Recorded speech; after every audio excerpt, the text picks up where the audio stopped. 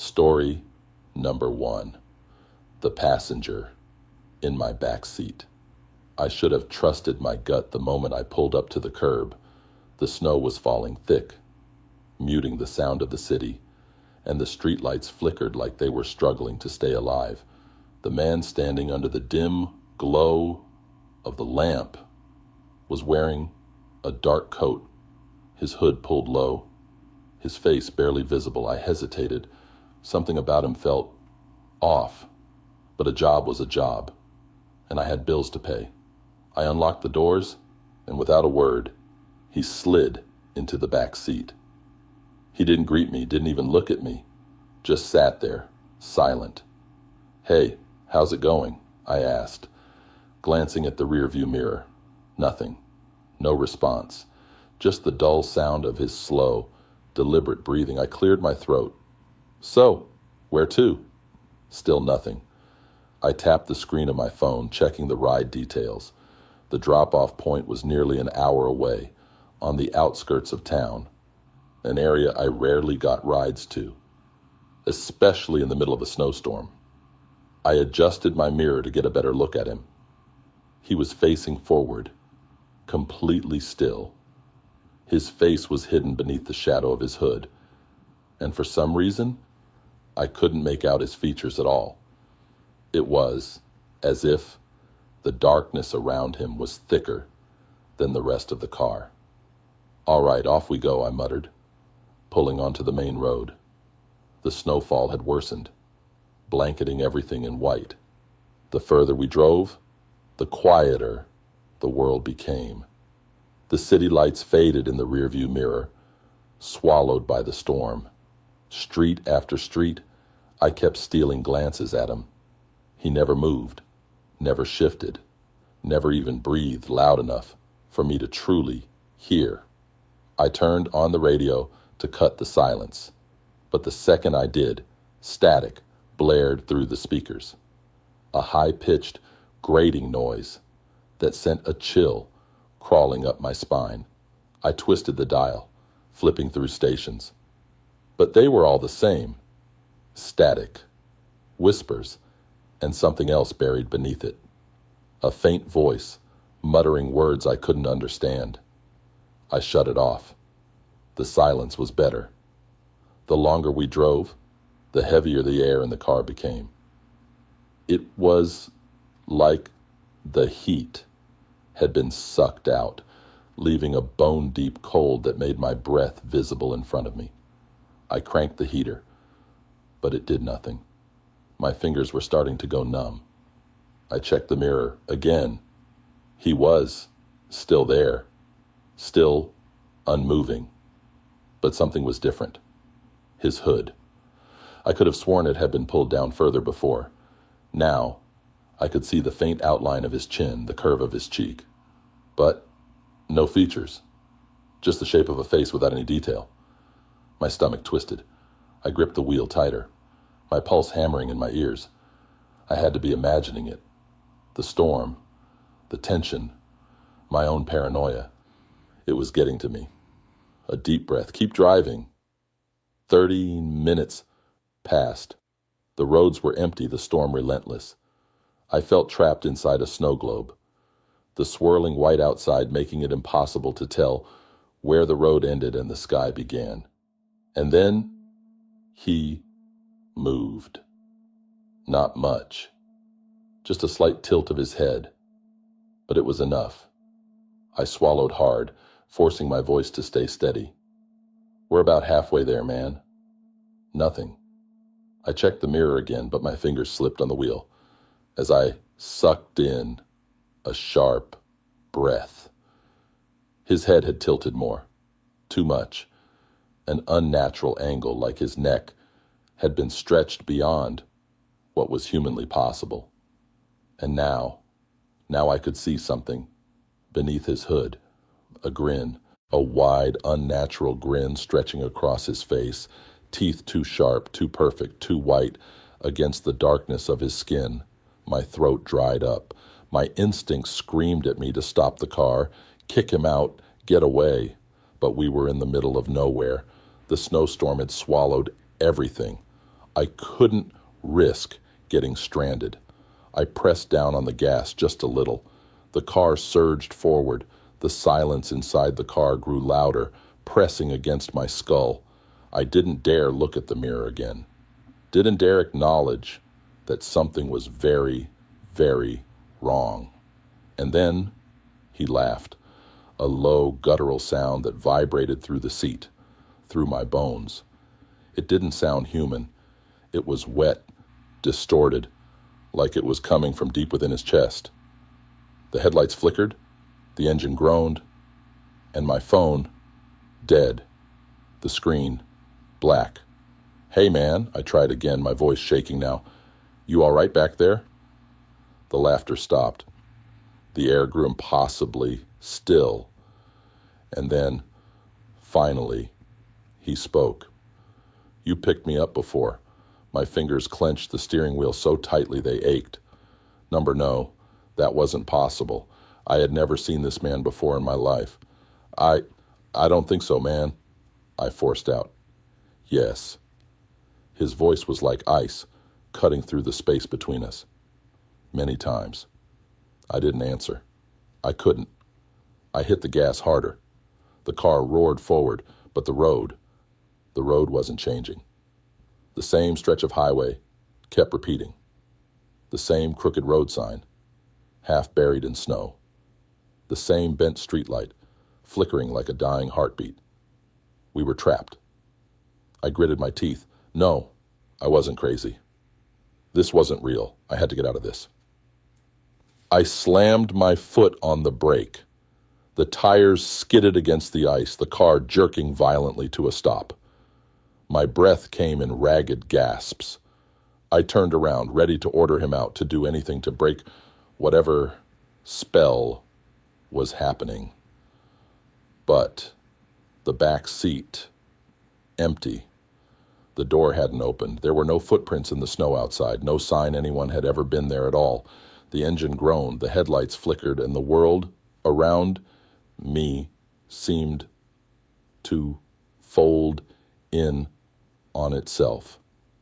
Then, from the rearview mirror, his face closer, grinning, "See you next time." The car's lights cut out, the storm swallowed everything, and then I woke up, sitting in my parked car, engine off. Snow piled high around me. The ride request was still on my screen, unaccepted, but in the back seat, pressed into the frost-covered window. A handprint. I should have trusted my gut the moment I pulled up to the curb. The snow was falling thick, muting the sound of the city, and the streetlights flickered like they were struggling to stay alive.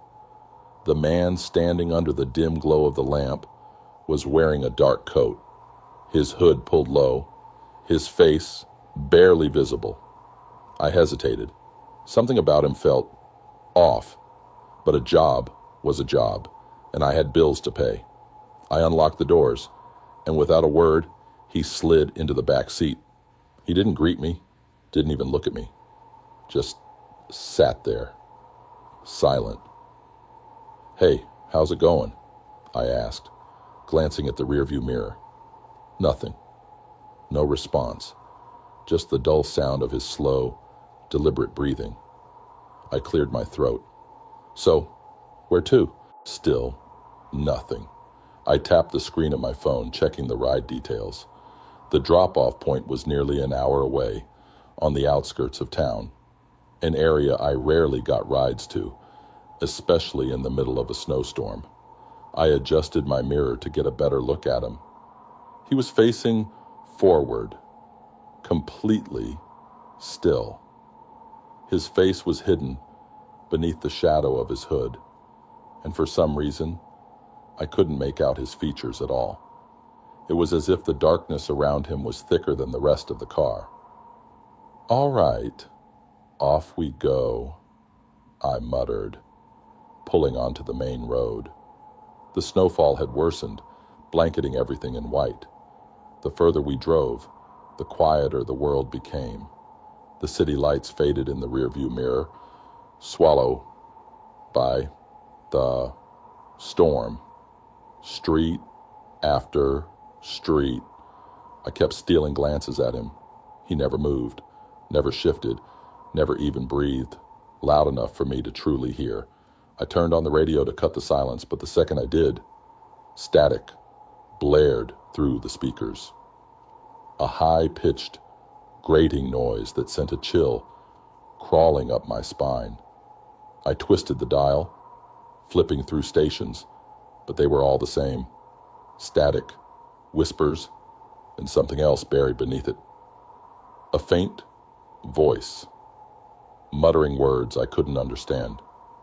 I shut it off. The silence was better. The longer we drove, the heavier the air in the car became. It was like the heat had been sucked out, leaving a bone-deep cold that made my breath visible in front of me. I cranked the heater, but it did nothing. My fingers were starting to go numb.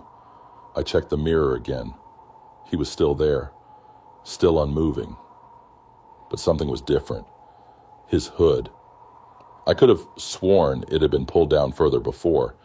Now, I could see the faint outline of his chin, the curve of his cheek, but no features, just the shape of a face without any detail. My stomach twisted. I gripped the wheel tighter, my pulse hammering in my ears. I had to be imagining it. The storm, the tension, my own paranoia, it was getting to me. A deep breath. Keep driving. 30 minutes passed. The roads were empty, the storm relentless. I felt trapped inside a snow globe, the swirling white outside making it impossible to tell where the road ended and the sky began. And then he moved. Not much. Just a slight tilt of his head. But it was enough. I swallowed hard, forcing my voice to stay steady. We're about halfway there, man. Nothing.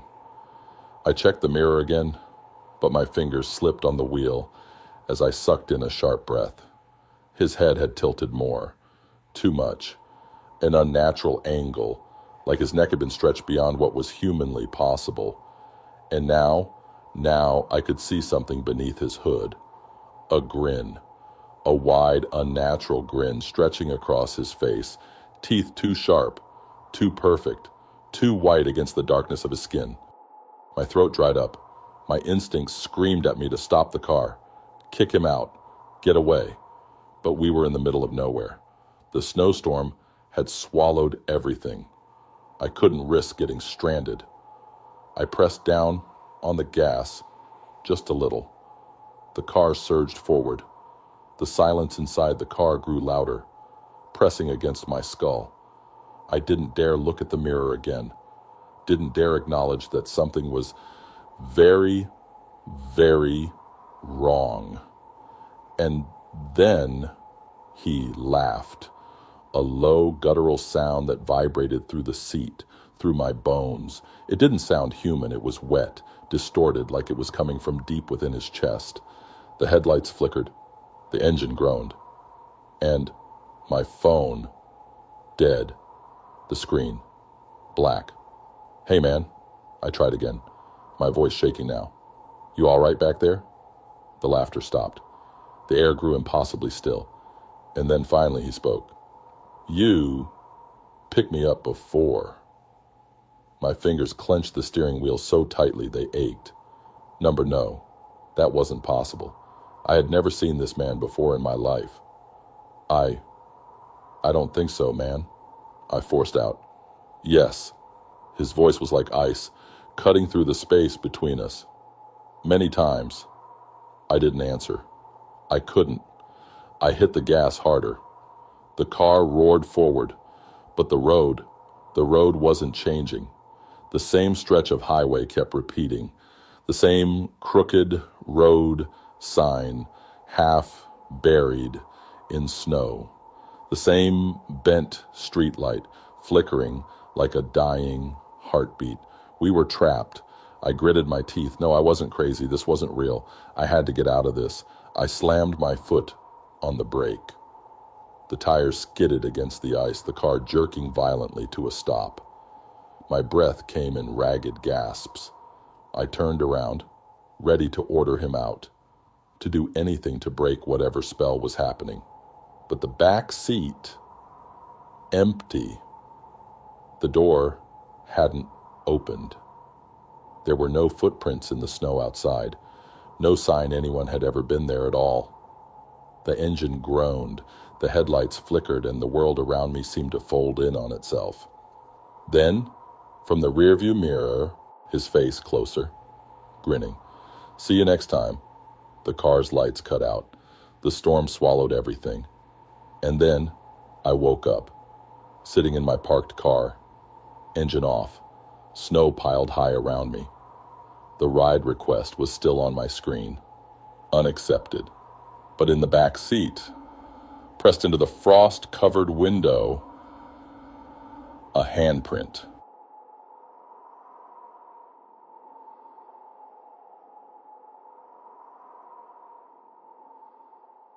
Story number 2, the last stop before nowhere. The gas gauge was dipping dangerously close to empty. Snow pelted against my windshield, thick and heavy, swallowing the road behind me. The world beyond my headlights was nothing but an endless stretch of white, the highway lines barely visible beneath the storm. I should have filled up back in town, but I had been in a hurry, eager to get to my destination before the worst of the storm hit. Now I was stranded in the middle of nowhere, with only one option: find a gas station before I ended up freezing on the side of the road. Then, as if answering my silent plea, a flickering neon sign emerged through the snowfall. The letters were barely legible, half of them burned out, but I could make out GAS in faded red glow. The station sat alone off the highway, its single pump buried under a layer of untouched snow. No other cars, no tire tracks, just an old crumbling building with yellowed windows. I pulled in, my tires crunching over the ice. The station looked abandoned, but the lights inside were still on. A single attendant stood behind the counter, barely visible through the glass. I hesitated before stepping out, pulling my coat tighter around me as the cold sank into my skin. The air was eerily silent, as if the storm had muted everything around this place. No wind, no distant hum of passing cars. Just me, the gas pump, and that attendant inside, staring at me. I hurried to the pump, swiped my card, and nothing. The screen stayed dark. Frustrated, I tried again, but it was completely dead. Of course, I had no choice but to go inside. The door creaked loudly as I stepped in.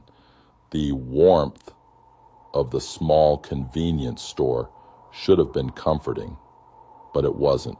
The fluorescent lights buzzed faintly overhead, casting an ugly yellow glow over the dusty shelves.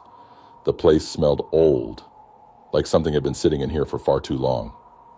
The attendant, a middle-aged man with sunken eyes and a gaunt face, didn't speak as I approached. He just watched me, unblinking. "Hey, your pump's not working," I said, forcing a casual tone. "Can I pay inside?" He didn't answer right away. His eyes flicked toward the door behind me, then back to my face.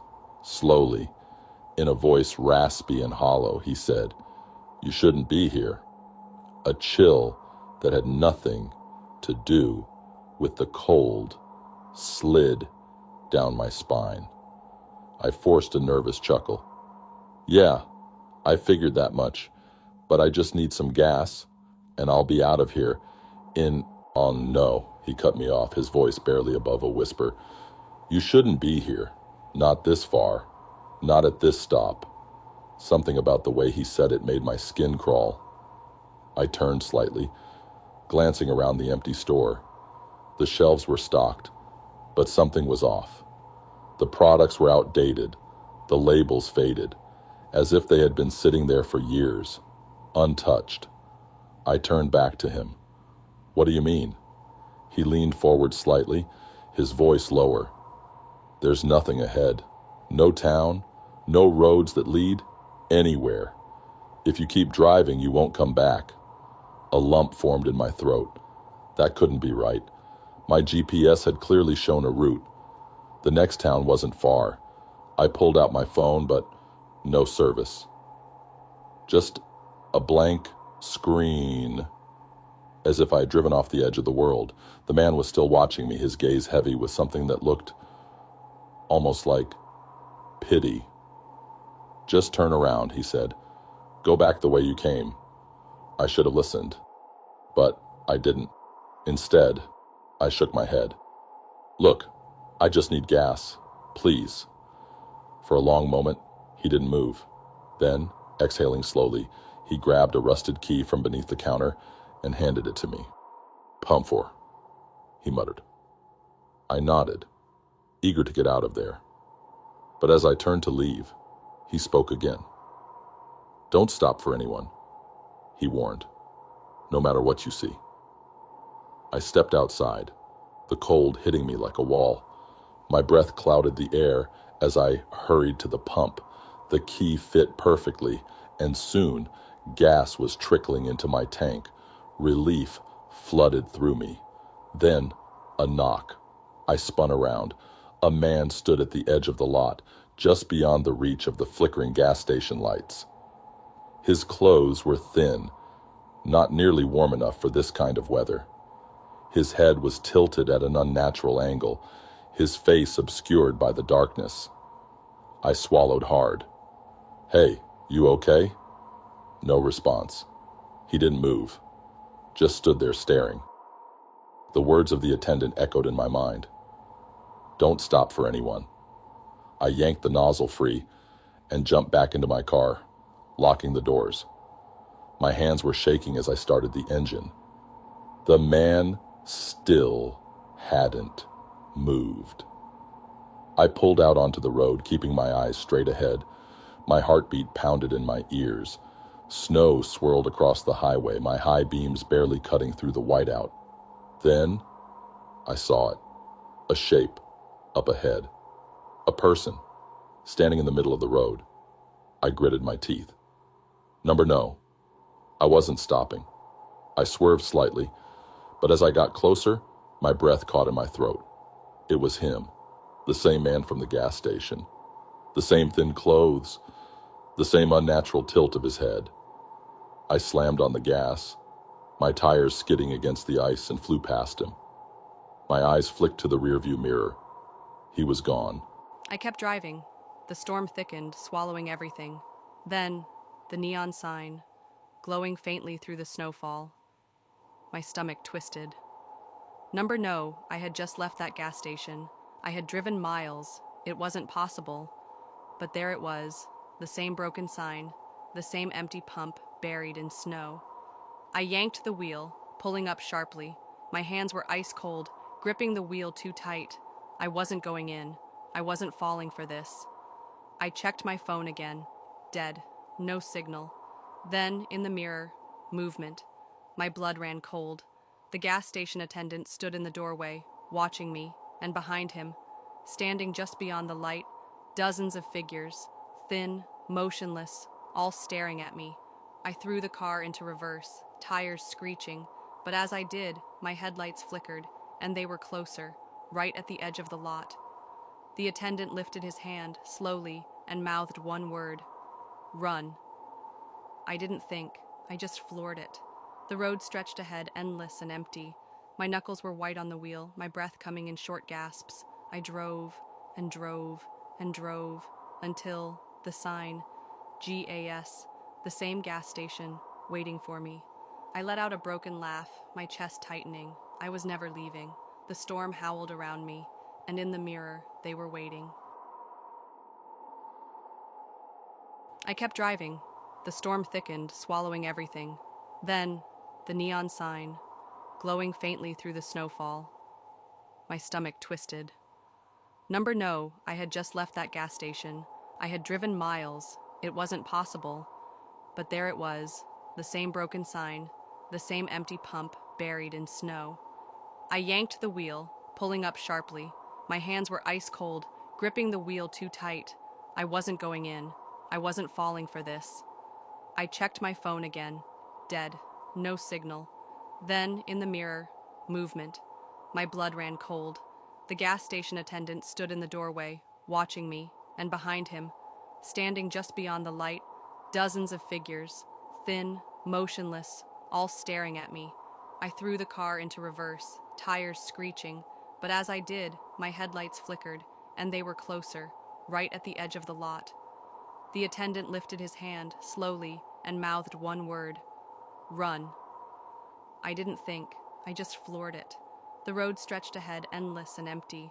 My knuckles were white on the wheel, my breath coming in short gasps. I drove, and drove, and drove, until the sign, GAS, the same gas station, waiting for me. I let out a broken laugh, my chest tightening. I was never leaving. The storm howled around me, and in the mirror, they were waiting. The air in the room felt heavier, my hands clenched into fists. Something about that voice, something about the way they said it, made my skin crawl. "I think you have the wrong room," I said, forcing my voice to stay steady. Silence. Then, in a whisper, "No, I have the right one."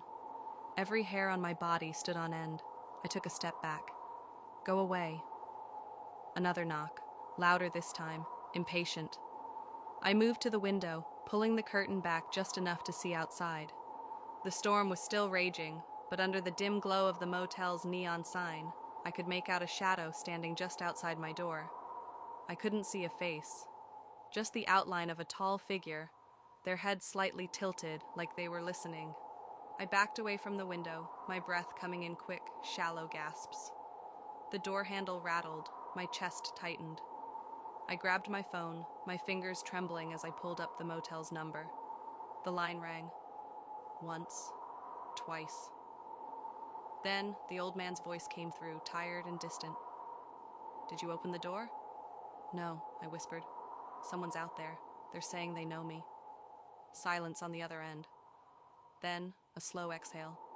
"You need to leave, now." "What?" I choked. "I can't even see the road. It's a blizzard out there." The knocking returned. Harder, faster. The doorknob twisted violently. The voice outside changed. It became deeper, distorted. "You know me. You've always known me." Panic clawed at my throat. "They can't come in," the old man said. "Not unless you open the door." The knocking stopped. I could still feel it standing there, waiting. My pulse roared in my ears. I didn't know what to do. Run? Stay locked inside? The storm outside was brutal, but something in my gut told me I was safer out there than in here. Slowly, I grabbed my bag, my keys, my coat. "I'm leaving," I whispered into the phone. "Don't look at it," the old man said. "No matter what, just get to your car and drive." I took a deep breath, steeling myself. Then, unlocking the door, I ran. The cold hit me like a wall, but I didn't stop. My boots crunched against the ice, my car only a few feet away.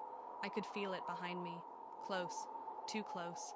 I yanked the door open and threw myself inside, slamming the lock shut. My hands fumbled for the keys, my breath fogging up the windshield. Then, I heard it. A whisper, right outside my window. I knew better. I knew not to look, but I did. And for the briefest moment, I saw its face. Not a stranger's. Mine. The engine roared to life. I tore out of the lot, my tires skidding over ice. The neon sign flickered in my mirror as the motel disappeared into the storm. I drove. I didn't stop. I didn't look back. I don't remember how I made it home, but sometimes, late at night, I hear a knock on my door, and a voice that sounds just like mine whispering, "Hey, it's me." Story number 4, Voices in the Ice. The wind howled through the trees, rattling the frozen branches like brittle bones. Snow stretched endlessly in every direction, a thick white void swallowing the landscape. The lake, frozen solid, gleamed under the pale moonlight, its surface smooth as glass. We had come out here for a weekend getaway, just 4 friends, a rented cabin deep in the woods, and no cell service. It was supposed to be a break from everything, but from the moment we arrived, something about this place felt wrong. The first night it started. It was near midnight, and we were gathered around the fireplace, the flames casting flickering shadows across the cabin walls. The wind outside had died down, leaving behind an eerie silence. Then, from the direction of the lake, we heard it, a whisper. At first, I thought I imagined it, a faint, distant sound, almost like the wind moving through the trees. But then it came again, clearer, closer. "Did you hear that?" Mark muttered, sitting up straight. We all exchanged uneasy glances. The whispering was soft, almost melodic, like a voice carried on the air. It didn't sound like words, not at first, but there was something about it that felt human. Anna shivered, pulling her blanket tighter around herself. "It's just the wind," she said, but her voice lacked conviction. None of us wanted to admit what we were all thinking. There was no wind. The whispers continued, rising and falling in rhythm, like a conversation just out of reach. My stomach twisted. It was coming from the lake. By morning, the night's unease had faded into something distant, easily dismissed. We chalked it up to exhaustion, paranoia, but I could still hear it in the back of my mind, that sound like something trying to be heard but never quite breaking through. That day, we explored the frozen lake, our boots crunching against the thick layer of ice. It was solid beneath our feet, the deep blue surface smooth except for the occasional crack where the ice had split and refrozen. The lake was vast, stretching out into the fog-covered woods. Then Anna stopped walking. "Guys." Her voice was barely a whisper. "Look." She was staring at something in the ice. We followed her gaze and felt the air turn colder. Beneath our feet, just a few inches below the surface, was a hand. At first, I thought it was a trick of the light, maybe a shadow, an old branch frozen below. But no, it was a handprint, pressed against the ice from underneath.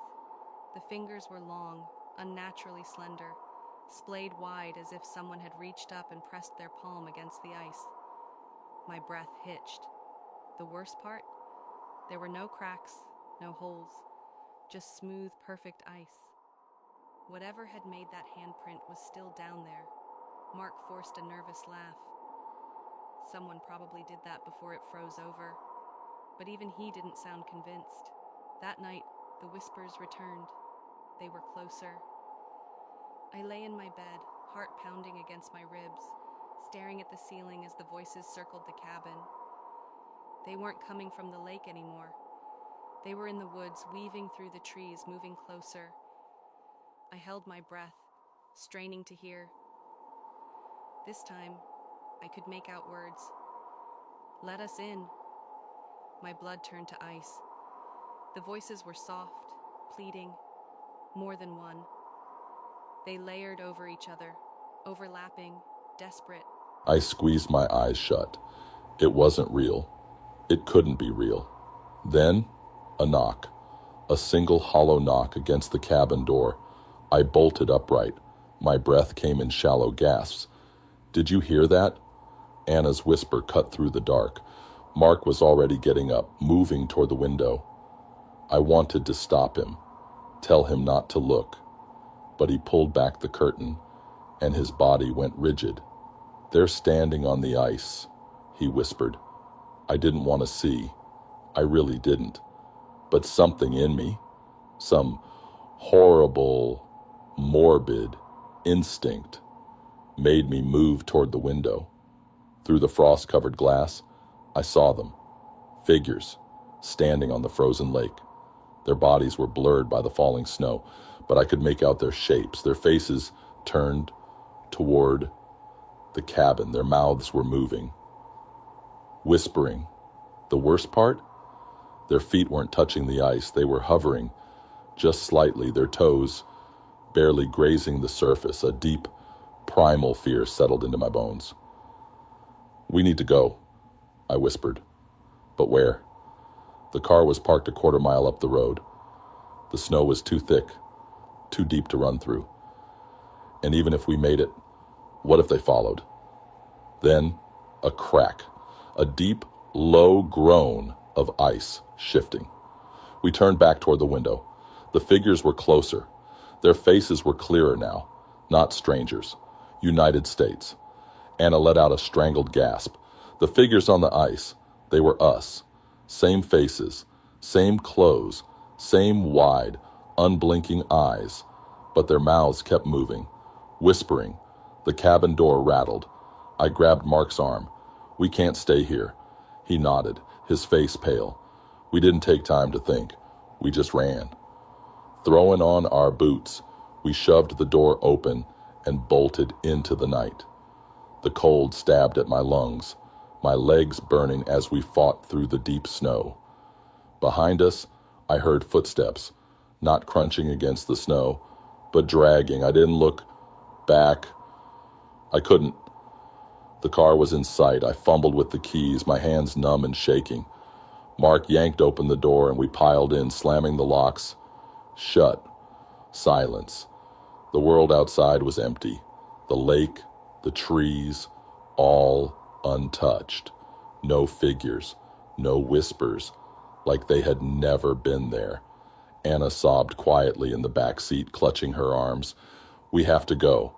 I started the engine, my hands still trembling.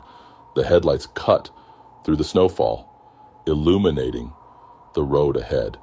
And then, for the briefest moment, I saw it in the rearview mirror, not in the distance, not by the lake, in the back seat. A whisper right against my ear. Let us in. Story number 5. My roommate wasn't real. I first met Ryan the day I moved into my dorm. Snow piled high against the windows, muffling the sounds of students moving in down the hall. My breath fogged in the air as I lugged my suitcase inside, rubbing my hands together for warmth. The heater was barely working, the room small and dimly lit, but at least I wasn't alone. Ryan was already there, sitting on the bed by the window, staring outside. His hair was dark, his face pale, and when he turned to look at me, his lips barely curled into a smile. "Hey," I said, tossing my bag onto my bed. "You must be Ryan." He nodded slowly. "Yeah." His voice was quiet, almost distant. The silence between us stretched longer than it should have. I cleared my throat, trying to shake off the unease settling in my stomach. "Where are you from?" I asked. He turned back to the window. "I don't really remember." I chuckled awkwardly. "That bad, huh?" He didn't answer. Something about him felt off, but I brushed it aside. Maybe he was just shy, or maybe I was overthinking things. Either way, I was too exhausted to care. I unpacked quickly, then collapsed onto my bed, staring up at the ceiling as the heater rattled in protest. That night, I woke up freezing. The heater had shut off completely, leaving the room coated in an unnatural chill. My breath curled in the air, and my fingers were numb as I pulled the blankets tighter around me. Then, I noticed it. Ryan wasn't in his bed. The sheets were still perfectly made, untouched, like no one had ever slept there. I sat up, shivering, my eyes adjusting to the dark. The room was silent, the only sound my own uneven breathing. Then, movement. A faint shadow flickered by the window. I turned sharply, my heart slamming against my ribs. The window was covered in frost, but in the dim glow of the campus lights outside, I swore I saw something shift, a shape, a reflection.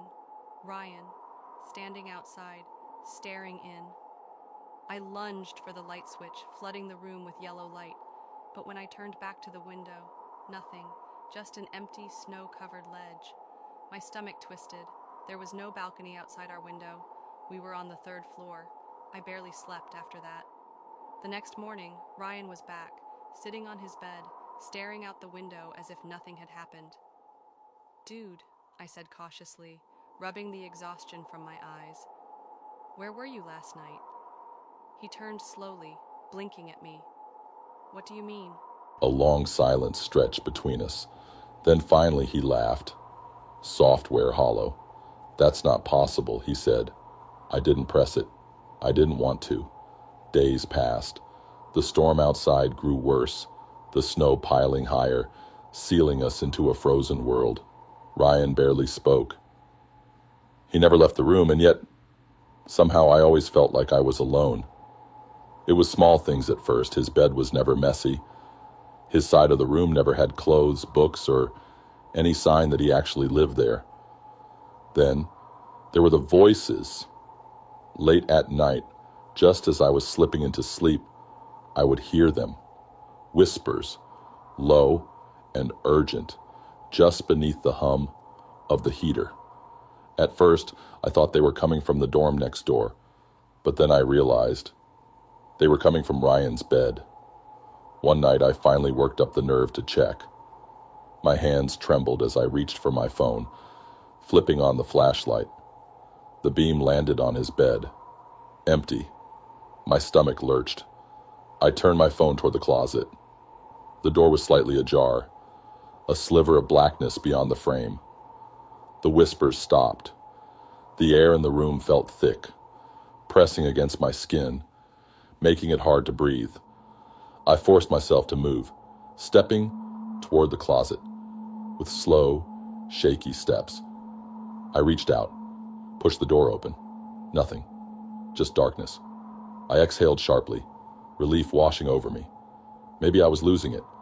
Maybe the whisper came from right behind me. I spun, my flashlight flickering over the room, but there was no one there. Ryan's bed was still empty. The only sound was the wind howling against the window. I didn't sleep after that. The next day, I skipped classes and went straight to the dorm office. The RA on duty barely looked up as I approached. I need to ask about my roommate, I said, trying to keep my voice steady.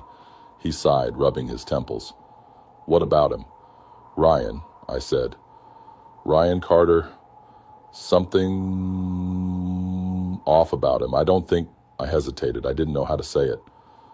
I don't think he ever leaves the room. The RA finally looked up. His expression was blank. Who? I swallowed hard. Ryan Carter, my roommate.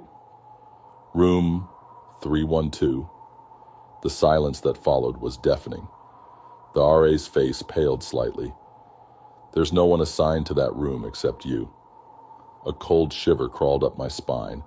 I shook my head. That's not possible. He's been there since I moved in. The RA pulled up a file on his computer, his eyes scanning the screen. You were given a single. He turned the monitor toward me, pointing at the listing. My name. Only my name. A thick, suffocating dread settled in my chest. I stumbled back, my pulse roaring in my ears. That night, I didn't go back to my room. I crashed on a friend's floor, my mind spinning with everything that had happened. The voices, the window, the empty bed. But the next morning I had to go back. My stuff was still there. The hallway was colder than usual. The door to 312 loomed ahead, slightly ajar. I hadn't left it open. I pushed it open slowly, my breath shallow. The room was exactly the same. My bed, my desk, my scattered belongings, but Ryan's bed, it was gone. The blankets, the pillows, the neatly tucked sheets, all of it, like no one had ever been there. I stepped inside, my hands trembling. The air felt different, lighter, empty. Then the heater clicked on. The low hum filled the silence, and for the first time since I arrived, I realized something. The whispering was gone. I don't know who or what Ryan was. I don't know if he ever really existed at all, but sometimes, on cold winter nights, when the wind is just right, I swear I still hear my name, whispered from inside the closet. Story number 6. The man outside my window. The first time I saw him, I thought it was just my imagination. It was late, past midnight, and I was the only one left in the office. The winter storm outside had turned the city into a ghost town, the streets buried under thick layers of snow. The wind howled against the windows, rattling them in their frames. I had been staring at my screen for hours, my eyes burning from the harsh glow, when I leaned back and stretched. That's when I saw him. A figure standing outside. He was just beyond the reach of the street lights, standing completely still on the snow-covered sidewalk, a dark shape against the swirling white. At first I thought he was looking up at the building, maybe just a random passerby braving the storm, but something about the way he stood, too still, too patient, sent a chill crawling up my spine. I leaned closer to the glass, squinting through the frost. The moment my eyes adjusted, my stomach twisted into a knot. He was staring directly at me. I jerked back, my heart hammering. The office was on the 5th floor. There was no way he could see me, and yet I felt it, his eyes locked onto mine. The wind outside howled louder, the snow whipping against the windows in furious gusts. I blinked, and he was gone. I let out a shaky breath, rubbing my temples. I had been working too long, that was all. My brain was playing tricks on me. Pushing the unease aside, I grabbed my coat, shut down my computer, and hurried out. The next night, he was there again. This time, I saw him the moment I turned off my monitor. The reflection in the dark screen showed a silhouette, standing in the same spot, his body rigid, his face obscured by shadows. My blood ran cold. I turned slowly, my breath catching in my throat. He hadn't moved, hadn't shifted an inch. The street was empty except for him, the snowfall piling up around his feet. Then he tilted his head. A slow, deliberate movement, like he was acknowledging me. I grabbed my phone, my hands shaking as I dialed security. The line rang once, twice, then static. A sharp burst of garbled noise before the call dropped entirely. I turned back to the window. He was closer, not on the sidewalk anymore. Now, he stood beneath the streetlight, his face still hidden in shadow, but I could see his mouth. A smile, too wide, too sharp. My chest tightened, every instinct screaming at me to get out. I didn't bother shutting down my computer this time. I grabbed my things and sprinted for the elevator, stabbing the button repeatedly, my breath coming in short, panicked bursts. The doors slid open, and I practically threw myself inside, slamming the close button. As the door shut, I glanced toward the window one last time. He was standing at the entrance to the building. I barely slept that night. Every time I closed my eyes, I saw that smile. I told myself it was just a hallucination, stress from too many late nights at work. But the next morning when I arrived at the office, something made my stomach drop. There were footprints in the snow. They led from the sidewalk directly to the front door. That night I told myself I wasn't going to look. I was going to finish my work, keep my head down, and leave before it got too late. But curiosity is a dangerous thing. A little after 11, I couldn't help myself. My hands were cold as I reached for the blind, slowly peeling it back just enough to see outside. At first, he wasn't there. Relief washed over me in a shaky exhale. Maybe he was gone. Maybe I had imagined the whole thing. Then, the light above my desk flickered, and in the reflection of the window, I saw him, standing right behind me. I spun, my chair scraping against the floor. The office was empty. The breath hitched in my throat, my pulse a deafening roar in my ears, my fingers dug into the desk, my body trembling. I forced myself to turn back to the window, my heart stuttering. He was outside again, but this time he wasn't alone. More figures stood in the snow, their bodies rigid, their faces obscured by the darkness. They stood in perfect silence, unmoving, as if waiting for something. A sharp, slow knock echoed through the empty office. I nearly choked on my own breath. It wasn't from the entrance. It was from the window. 5 floors up. I bolted. I don't remember how I got home. I don't remember the drive, the icy roads, the blizzard that swallowed the city. All I remember is locking every door, every window, and crawling into bed. My body curled into itself like a child hiding from a nightmare. But nightmares end. This didn't. The next day, I called in sick. I ignored the endless buzzing of my phone, the emails piling up. I didn't care. I wasn't going back. Then, just past midnight, my phone rang. A number I didn't recognize. I stared at it, dread coiling in my gut. Against every ounce of reason, I answered. At first, there was only silence. Then, breathing. Slow, deep, deliberate. And then a voice, low and too close. You left the window open. The line went dead. I sat frozen, the phone slipping from my hand. The room was silent, the only sound my own ragged breathing. Then, behind me, the window creaked open, and in the reflection of the glass, that smile. Story number 7, the attic door that won't stay shut. The first time I found the attic door open, I blamed the wind. The old house had been sitting empty for years before I moved in, and the winter storms had a way of making everything creak and groan. Snow piled high against the windows, muffling the world outside, leaving me alone in the heavy silence. It was late, past midnight when I noticed it.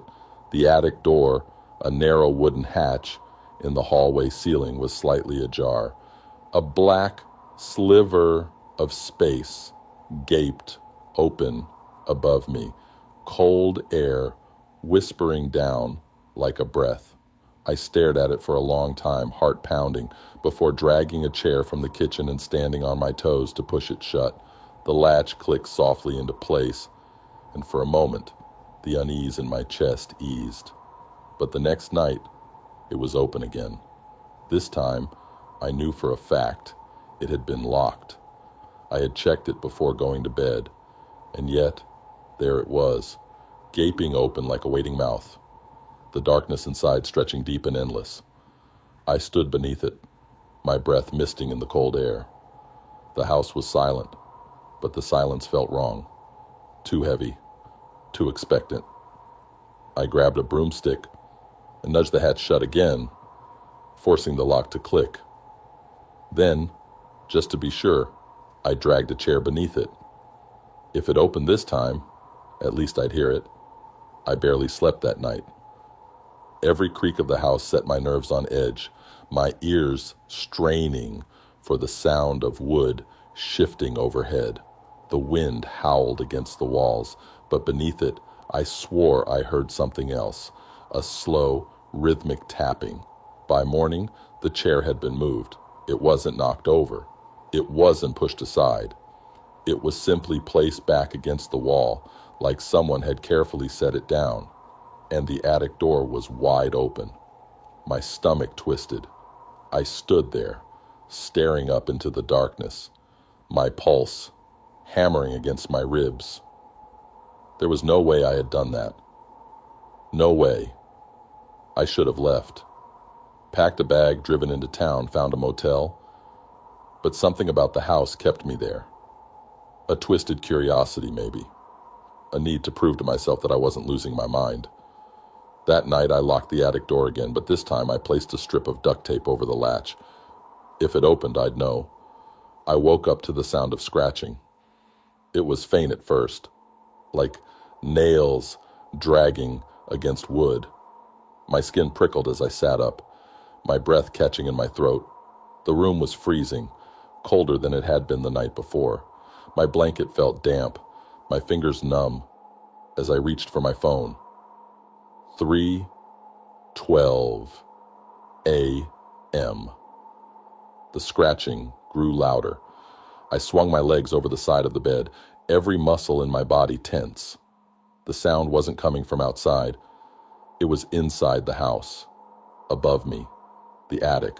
I stepped into the hallway, my pulse hammering so loudly I could barely hear my own footsteps.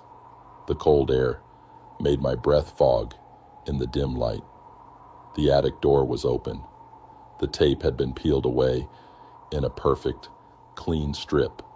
It lay curled on the floor, as if someone had removed it, with careful, deliberate hands. I wanted to run. Every instinct screamed at me to get out, but my feet wouldn't move.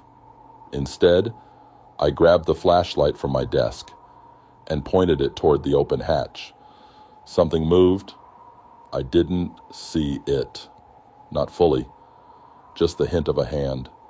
A pale, bony hand. Fingers too long, disappearing into the shadows.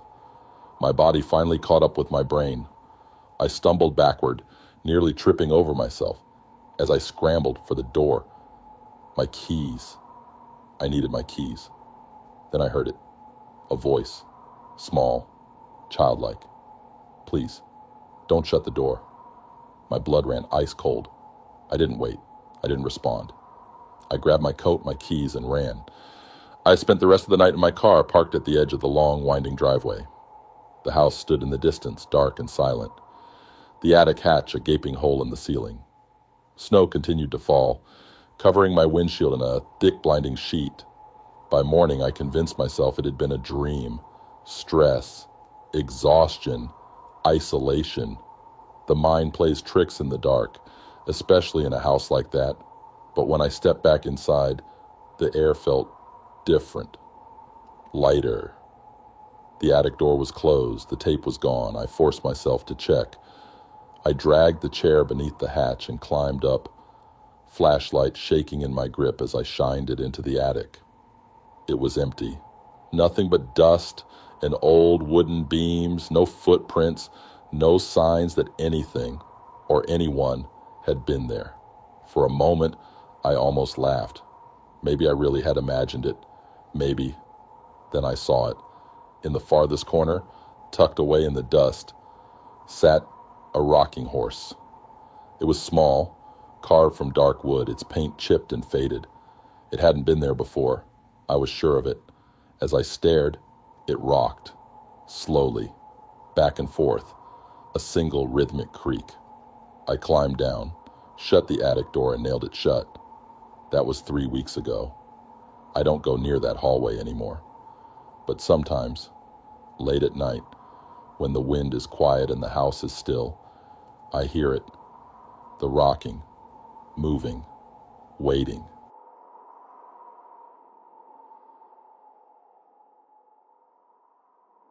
Story number 8. The hand that pulled me under. The snowstorm had swallowed the highway, turning the road into an endless white void. My truck's headlights barely cut through the thick snowfall, the high beams reflecting off the ice-covered pavement. I had been driving for hours, the rhythmic hum of the engine the only thing keeping me grounded. The world outside was silent, eerie, like I had driven straight into another realm. I hadn't seen another vehicle for miles. No rest stops, no exit signs, just an endless stretch of road that seemed to loop in on itself. The gas gauge was dipping lower, but I knew there had to be a place to stop soon. Then, like an answer to my silent plea, I saw the dim glow of a rest stop sign flickering through the storm. I pulled in, my tires crunching over the snow. The place was completely empty. A single streetlight buzzed overhead, casting weak yellow light onto the lot. There were no other cars, no footprints in the snow, Just an old restroom building and a vending machine humming quietly in the cold. I killed the engine and let out a slow breath. My muscles ached from sitting too long, and the warmth inside the cab was making me drowsy. Just a quick break, I told myself. Stretch my legs, clear my head, maybe grab a coffee from the vending machine. The wind howled as I stepped out. The cold hit me like a wall, sinking deep into my bones. Snowflakes stuck to my jacket, melting against my skin as I trudged toward the restroom. The door groaned as I pushed it open, revealing a dimly lit interior, lined with cracked tiles and rusted sinks. The silence was deafening.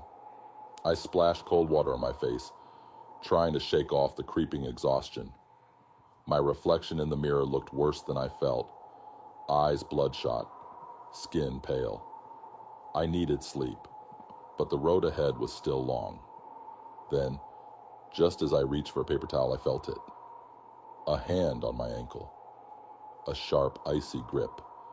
Fingers like iron clamps closing around me. I barely had time to react before I was yanked off my feet. My head hit the tile hard, a sharp crack exploding through my skull. The world spun as I gasped for breath, my hands scrambling against the slick floor. I kicked out wildly, my boot connecting with something solid. The grip loosened. I scrambled backward, my breath coming in ragged gasps as I twisted onto my hands and knees. My heart hammered in my chest, my pulse roaring in my ears. The stall door in front of me was wide open. It had been closed when I walked in. I was sure of it, but now it stood ajar, revealing nothing but darkness. A low scraping sound echoed from within, slow, deliberate, like nails dragging against the tile.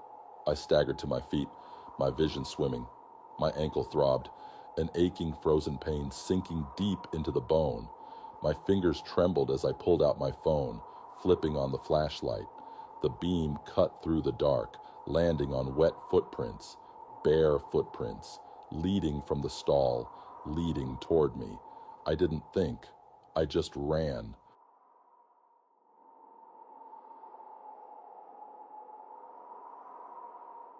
The cold air hit me like a sledgehammer as I burst out of the restroom, my boots slipping against the icy pavement. My truck sat where I left it, the door still slightly ajar. I lunged forward, throwing myself inside, slamming the lock down with shaking hands. The silence was suffocating. I could still feel it. The lingering touch of those fingers, the freezing burn on my skin. My breaths came in sharp gasps as I fumbled for the ignition. The engine groaned before roaring to life, the heater blasting uselessly against the deep, unnatural cold that had settled inside the cab. Then a thud, a single heavy thud against the truck's undercarriage. My blood turned to ice. I sat frozen, gripping the wheel so tightly. My knuckles turned white. The truck was idling. I hadn't moved, so what had just hit it? The answer came too quickly. Another thud. Closer. Like something was crawling up from underneath. The hairs on the back of my neck stood on end. I forced myself to move, to shift into reverse, but my hands felt numb, my limbs heavy. It was like something was wrapping around me, draining the warmth from my body. Then a handprint, right on the windshield. It bloomed against the frost, spreading outward like something was pressing against the glass from the inside. The fingers were long, unnaturally thin, tipped with sharp points. I slammed my foot on the gas. The tires screeched against the ice, the truck lurching backward as I gripped the wheel, my heart threatening to claw its way out of my chest. Then, movement in the rearview mirror, a shape crawling out from beneath the truck, not walking, crawling. Its limbs twisted at unnatural angles, its eyes locked onto mine, black pits stretching impossibly wide. I hit the gas again, harder. The truck lurched forward, the wheels catching against the road, and I sped out of the rest stop without looking back. The highway swallowed me. The snowstorm raged on, but I could still feel it. The weight under my truck. The thing that had latched onto me. I drove for hours, hands shaking, eyes flicking to the rearview mirror, half expecting to see that grinning, hollow-eyed face staring back at me. By the time I reached the next town, the storm had eased. The gas station lights were a welcome sight, warmth and life in the middle of the frozen wasteland. I pulled in, my body running on pure adrenaline, barely able to process what had just happened. Then, as I stepped out, something made me stop cold. My boots crunched against the snow, but there were other footprints. Not from my tires, not from the road. Bare footprints, leading from under my truck and disappearing into the dark. Story number 9. Someone was living in my basement. The first time I heard the noises, I thought it was just the old pipes. The house was over 100 years old, and the winter cold made everything creak and groan. The wind outside howled through the trees, rattling against the windows, and the snow had piled high against the foundation, locking me inside like a tomb. I had only been living here for a few weeks, renting the place for cheap, after my job relocated me to this small, nearly abandoned town. The basement was unfinished, nothing but cold cement and rusted pipes running along the walls. I never had a reason to go down there, and I preferred it that way. The air down there always felt different. Thick and stale, as if it hadn't been disturbed in years. The single bare light bulb flickered whenever I had to switch it on, casting long, unnatural shadows that seemed to move when I wasn't looking. That night, the sound was different. It wasn't just the groan of old pipes or the settling of the house, it was a cough. I had been lying in bed, barely drifting off, when I heard it. Faint, muffled, like someone clearing their throat in the dark. My entire body went rigid. I held my breath listening, telling myself it was the wind or my imagination playing tricks on me. But then I heard it again. Closer. A slow, deliberate cough, followed by something even worse. Shuffling. Something moving beneath me.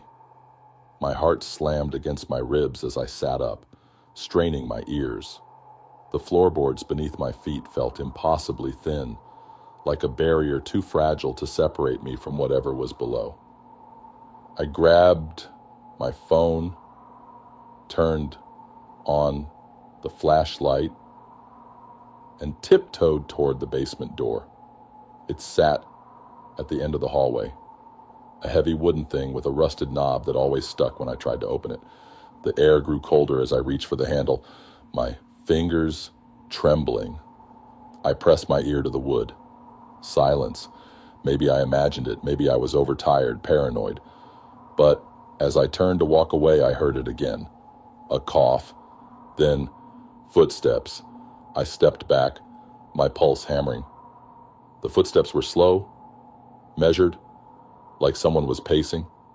I swallowed hard, debating whether to run or call the police. But who would believe me? That my empty, abandoned basement was suddenly occupied? I made a choice. I unlocked the door and pulled it open. The air that rushed out was stale, thick with the scent of damp concrete. I stood frozen, staring down the narrow wooden staircase, my phone's flashlight cutting through the dark. At the bottom of the stairs, just beyond the reach of my light, something moved. I nearly dropped my phone. A figure, barely visible in the shadows, standing at the bottom of the stairs. I couldn't see its face, just a shape, unmoving, watching. A sharp, choked breath escaped me. I stumbled back, gripping the doorframe for support. My mind raced with explanations, a squatter, a break-in, something human, but my gut told me otherwise. The figure didn't react, didn't flinch. It just stood there, as if it had been waiting. Then, it stepped forward. I slammed the door shut and locked it. For a long time, I stood there, my breath coming in shallow gasps, my back pressed against the door. The silence in the house felt heavy, suffocating. I half expected something to knock from the other side, but nothing came. I didn't sleep that night. I sat in the kitchen gripping a knife, my ears straining for the slightest sound, but the house remained still. By morning, I convinced myself that it had been my imagination, a trick of the dark, a combination of exhaustion and paranoia. But when I finally worked up the courage to check the basement again, I noticed something I hadn't before. A plate, sitting on the cold concrete floor, pushed up against the far wall. An old ceramic plate, its edges chipped, crusted with something rotten, and next to it, an empty water bottle. Someone had been living down here. The police came an hour later. They searched the basement thoroughly, finding nothing but dust, cobwebs, and that damn plate. No signs of forced entry. No hidden passageways. Nothing to explain what I had seen. They chalked it up to a squatter who had found a way in and escaped before I noticed. But that didn't explain what happened later that night. I was in my bedroom, the snowstorm raging outside, the house locked up tight. But as I lay there, staring at the ceiling, my skin prickled with the unmistakable feeling of being watched. I turned my head toward the open closet. And there, just barely visible through the slats of the door, were two eyes staring back at me. Story number 10, the girl who vanished at the gas station. The gas station was the only sign of life for miles. The storm had swallowed the highway, turning everything beyond my headlights into a swirling white void. My fuel gauge had been dipping lower for the past hour, the little warning light flickering like a heartbeat. If I didn't stop now, I'd be stranded in the middle of nowhere. I pulled into the station, my tires crunching against the ice.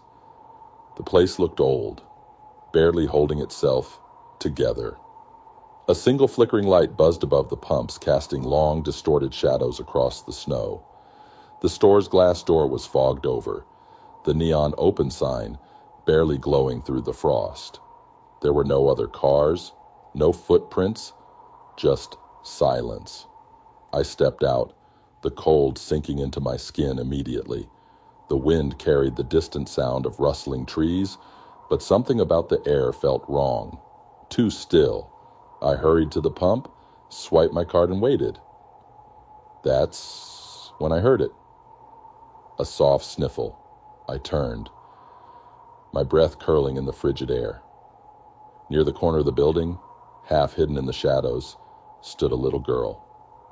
She couldn't have been older than 7 or 8. Her coat was thin, her hands bare, her long hair matted with bits of ice. She wasn't wearing gloves, no hat, just a small, frail thing trembling in the cold. I hesitated, glancing toward the store. No clerk in sight, no other customers, just the girl. "Hey," I called gently, "are you okay?" She didn't move, didn't blink. I stepped closer, feeling the creeping unease claw at the back of my mind. "Where are your parents?" Her lips parted slightly, like she wanted to speak, but nothing came out. Her breath fogged in front of her face, vanishing into the night. The gas pump clicked, signaling the tank was full. I turned for barely a second to grab the nozzle. When I looked back, she was gone. My stomach twisted. I stepped forward, scanning the lot. She couldn't have run that fast. The snow was untouched, smooth as glass. There were no footprints. A cold weight settled in my chest. I hurried toward the store, my boots slipping against the ice as I yanked the door open. The bell above jingled weakly, the warmth inside wrapping around me like a blanket. The cashier, an older man with deep lines on his face, looked up from his magazine. I wasted no time. There was a little girl outside. She looked lost. Do you know? Before I could finish, the man's expression darkened. He set the magazine down slowly. You saw her? Something in his tone made my stomach clench. Yeah, she was just... I gestured toward the lot. She was right there. Now she's gone. The man exhaled through his nose. He didn't look surprised. If anything, he looked tired. She always comes back when the snow's deep, he muttered, rubbing his temple. A cold chill wrapped around my spine. What do you mean, always? He stood, stepping around the counter. You need to leave. I was old.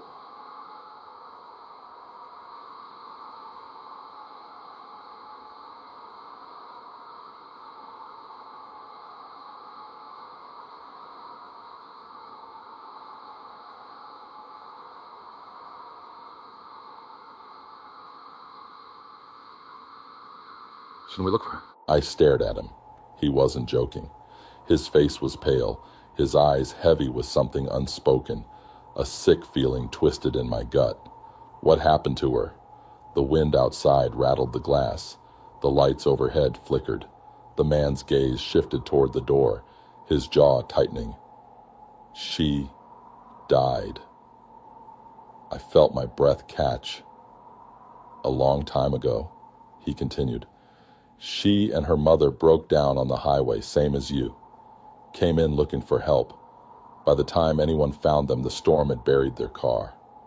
The mother didn't make it. His voice dropped lower. Neither did the girl. My hands felt numb. Then, who did I see? The cashier didn't answer right away. He just looked past me, toward the darkened lot outside. His next words were quieter.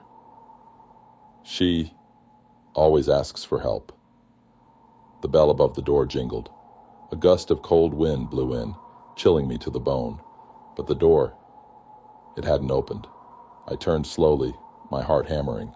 The store's entrance was shut tight. The windows were fogged over, the night outside thick with snowfall. But in the reflection of the glass, just faintly, she was standing behind me. I spun, my pulse slamming against my ribs. Nothing, just empty aisles. Stale air. A dead silence stretching between me and the cashier. He exhaled sharply, rubbing his face. Get in your car, he muttered. Drive. Don't stop. Not until you're far from here. I hesitated. I didn't want to believe him, but the fear curling in my chest was undeniable. Every instinct screamed at me to listen. I backed toward the door, my breath uneven. If she comes back, what happens? The man didn't look at me. He just shook his head. She doesn't stop looking. The storm howled as I stepped outside. My car sat in the lot, half buried in snow. The gas pump stood untouched, the hose still hanging loose. Then I saw them. Footprints. Tiny bare footprints leading from where the girl had stood, directly to my car. My chest tightened. I climbed into the driver's seat, slamming the lockdown with shaking hands. My breath fogged against the windshield as I turned the key, the engine coughing to life. The store lights flickered. The world outside blurred in a haze of white. Then, just as I shifted into drive, a tap against the passenger window.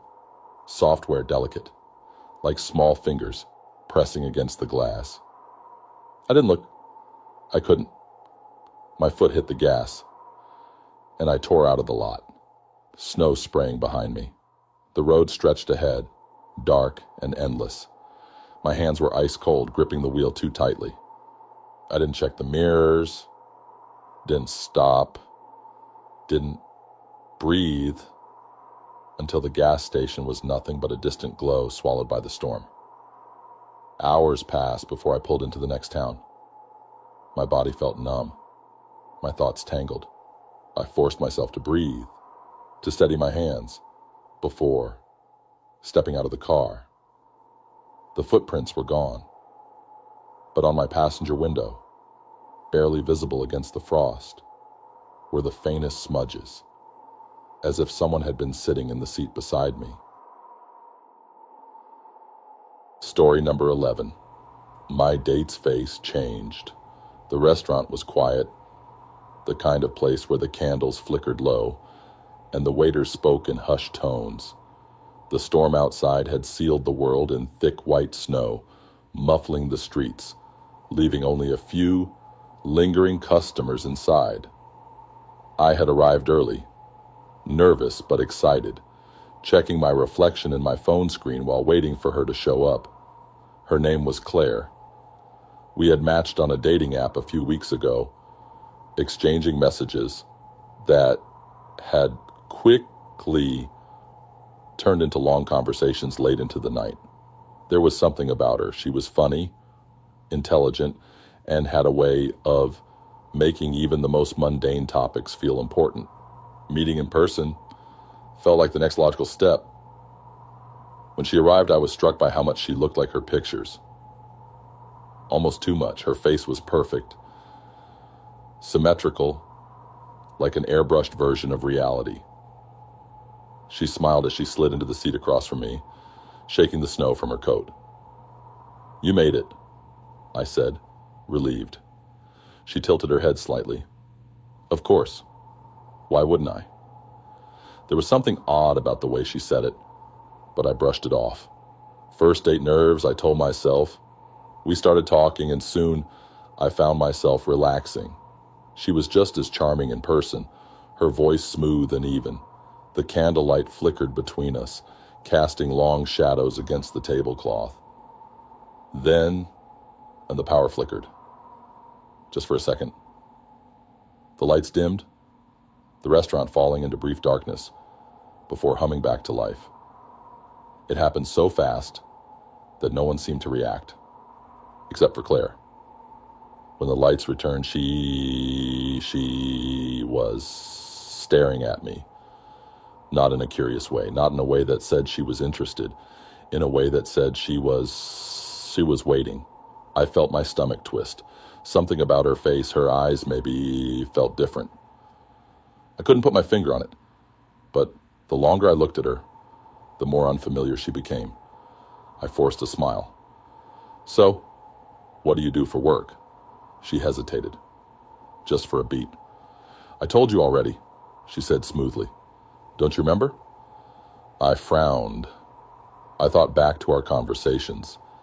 Had she told me? I couldn't recall. Had she ever actually said what she did? Right, I lied. Of course. She smiled, but it didn't quite reach her eyes. The waiter arrived, setting down our drinks. I thanked him, wrapping my fingers around the glass, grateful for something to hold on to. Claire, however, didn't move. She hadn't even touched her menu. "Aren't you going to order?" I asked. She blinked, as if the thought hadn't occurred to her. Then, slowly, she picked up the menu, scanning it with eerie precision. "I'll have what you're having," she said finally. The waiter nodded and walked away, and for a moment we sat in silence. I tried to shake the unease. Maybe she was just socially awkward. Maybe the storm had thrown her off. But then I noticed something else. Her glass. It was completely still. Not a single ripple, no condensation. I had been holding mine for only a few minutes, and already there was a thin layer of frost from the cold air. But hers looked untouched. I swallowed hard, forcing a laugh. "So, Claire, tell me something about yourself I don't know." She tilted her head again, watching me with too much focus. "You already know everything," she said. A sharp chill ran through me. "What do you mean?" She leaned forward slightly, her hand still resting in her lap. "We've talked for hours," Haven't we? You know me. I know you. Her voice was calm, but there was something underneath it. Something wrong. I nodded slowly. Right. But the power flickered again. This time the darkness lasted longer, a full second, and when the lights came back, Claire's face was different. Not drastically, not like a mask being ripped away, but her features were slightly off. Her eyes, just a bit too large. Her nose, slightly too sharp. Her mouth, the corners pulled back just a fraction more than they should be. It was her, but it wasn't. My grip on the glass tightened. I tried not to react. I tried to pretend I didn't notice. The restaurant felt colder. The voices of other diners faded into the background, muffled, distant. Claire was still staring at me, waiting. Waiting for what? I forced a smile. So, any vacations planned? She smiled back. No. That was it. Just no. The waiter returned with our food. Claire didn't look at him, didn't acknowledge his presence. She just kept watching me. Then, as the waiter set my plate down, I saw it. A reflection in the window beside us. But not ours. My reflection sat stiff, shoulders tense, face pale. But Claire's was wrong. Her mouth was open too wide, much too wide, stretched in a grin that exposed too many teeth, and her eyes, black, empty. My breath caught in my throat. I turned my head slightly, trying to see her face directly, but in the real world, she still looked normal, or close enough to it. But in the reflection, she was grinning at me. Slowly, she picked up her fork, still staring. I pushed my chair back, the legs scraping loudly against the floor. A few people glanced over, but no one seemed to notice anything wrong. I need to use the restroom, I muttered. Claire didn't blink, didn't break her gaze. I'll wait, she said. I nearly tripped over myself getting out of there. The hallway leading to the restrooms was dim, the overhead light flickering slightly. My hands were shaking as I reached for my phone. I pulled up our old messages, scanned through them, and that's when I saw it. I had never asked Claire to meet in person. She had never suggested it either. And yet, here she was. A sharp, cold dread settled into my chest. I clicked on her profile, my fingers trembling. It didn't exist. The name, the pictures, gone, like she had never been there at all. A soft creak echoed from behind me. I turned slowly. Claire was standing at the end of the hall, still smiling. But now, her face had changed again. Her skin stretched too tight, her eyes completely black, her mouth wider than humanly possible. You shouldn't have left the table, she whispered. The lights flickered one last time, and everything went dark. If you made it this far, you're braver than most. But tell me, have you ever experienced something like this? A moment that made your blood run cold? Share your horror stories in the comments below. And if you enjoyed this nightmare, make sure to like the video, subscribe to the channel, and hit the bell icon so you never miss what's lurking in the dark. There are more chilling stories waiting for you. Click on the videos appearing on your screen now. But be careful. Some things are better left unseen.